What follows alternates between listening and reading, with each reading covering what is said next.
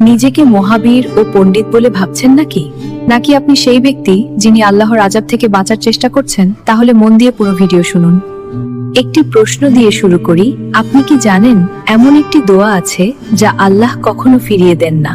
আমরা সবাই দোয়া করি সুখের জন্য, রিজিকের জন্য আর বিপদ থেকে বাঁচার জন্য, কিন্তু একটি দোয়া আছে যা সরাসরি আসমানে পৌঁছে যায়। যেমন রাসূলুল্লাহ বলেছেন, মজলুমের দোয়া আর আল্লাহর মাঝে কোনো পর্দা নেই।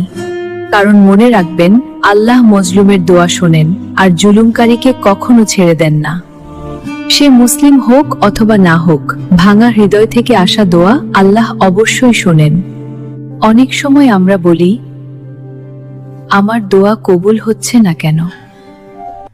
একবার ভেবে দেখুন, আপনার কারণে কারো চোখে পানি পড়েনি তো?